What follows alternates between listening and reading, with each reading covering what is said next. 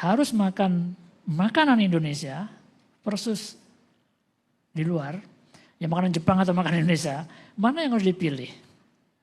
Nah, tentu kalau saya untuk saat ini sebagai orang yang berkecimpung dalam dunia ekonomi, saya suka mengamati itu.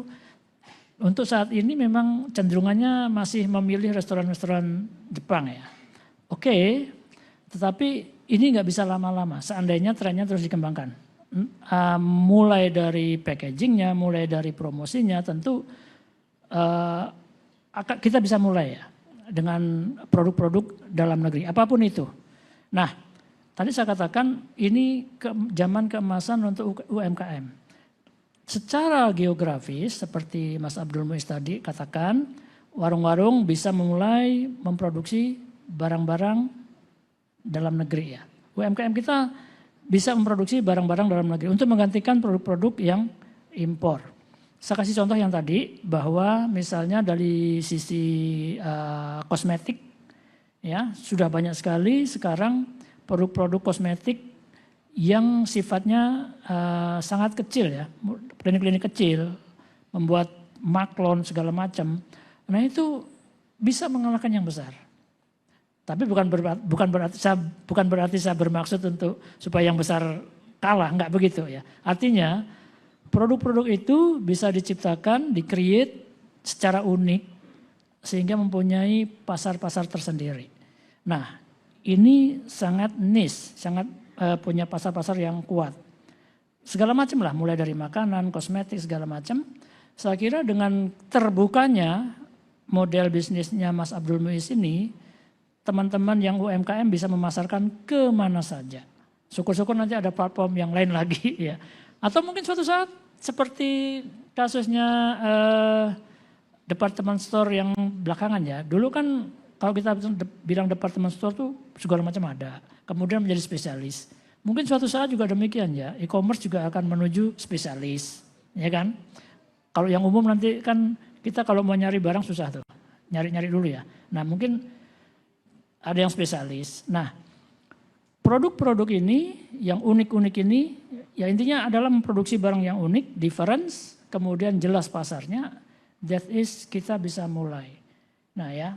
Entah itu makanan, entah itu pakaian, entah itu produk jasa, segala macam, UMKM kita bisa memulai untuk sekarang ini karena dengan mudah sekarang untuk memasarkannya melewati apa yang disebut dengan platform-platform e-commerce itu, baik yang kecil maupun yang besar.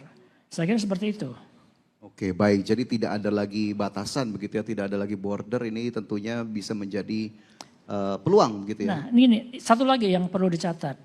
Itu peluang, tetapi adalah kita mulai memanfaatkan sentimen dalam negeri, ya. Nah ini yang penting, karena selama ini kecenderungan kita adalah keluar negeri segala macam ya. Nah kalau ini bisa dimulai, saya yakin Indonesia akan menjadi negara yang sangat luar biasa besar karena kita punya penduduk yang besar.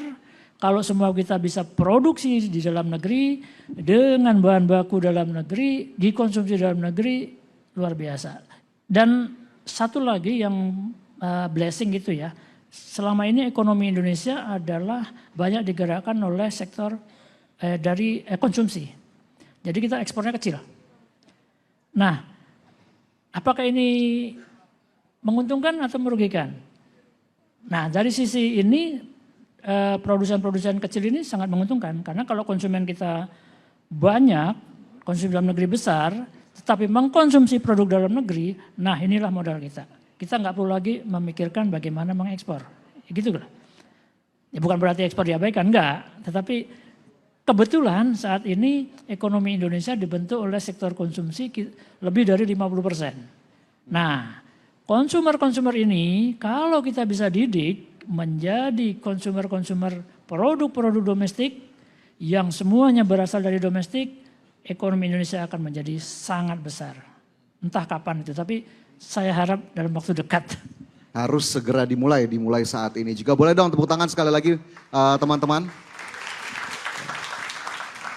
Kemudian ke Pak Prof. Pak Prof ini ternyata kalau tadi obrolan saya dengan Pak Prof adalah beliau juga praktisi pasar modal sebelumnya dan juga wartawan ekonomi. Nah kalau pandangan Pak Prof sendiri nih sebelum teman-teman mulai berinvestasi, apa mungkin ya kalau kita geser sedikit tipsnya agar risikonya lebih minimal atau bisa lebih termanage dengan baik Pak Prof?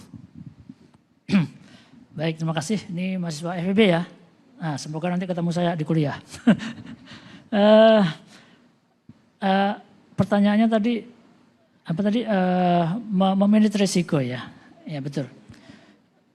Pertama saya apresiasi pertanyaan itu karena jarang investor menanyakan tentang risiko. Semuanya menanyakan tentang return biasanya. Ya, kalau itu disebut dengan bias risiko, bias return sorry. Artinya investor seringkali hanya memperhatikan return, tidak pernah memperhatikan risiko. Ya kan? Nah jadi kalau sudah melihat return tinggi, dia tidak peduli resiko. Nah bagus ditanyakan. Jadi prinsipnya begini, kalau karakteristik dari investasi itu hanya dua ya, yaitu adalah yang high risk dan low risk. Nah kalau secara fundamental itu kan kalau saham itu tergolong dalam kelompok high risk meskipun lebih high risk juga ada ya. Nah sedangkan obligasi masuk dalam kelompok yang low risk bahkan disebut sebagai fixed income sehingga bahkan kalau obligasi pemerintah dianggap no risk. Nah sekarang bagaimana menghadapi itu? Nah terserah saudara mau berinvestasi dengan keberanian mengambil risiko yang seberapa.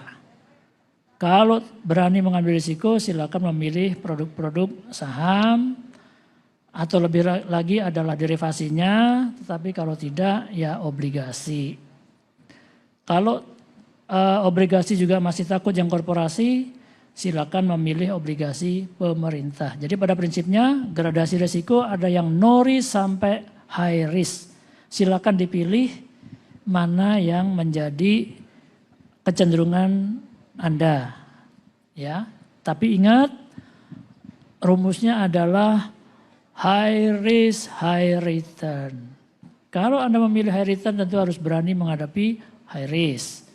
Kalau tidak berani ya sudah ambil yang low risk atau no risk. Kalau duitnya banyak ya dibagi-bagi mulai dari yang no risk sampai yang high risk. Kalau duitnya terbatas, silakan memilih mana yang paling cocok. Oke, baik terima kasih. Tepuk tangan untuk Pak Prof. Dan selanjutnya untuk Pak Prof Sawiji yang juga sudah meluangkan waktu untuk bisa bergabung bersama kami di siang hari ini.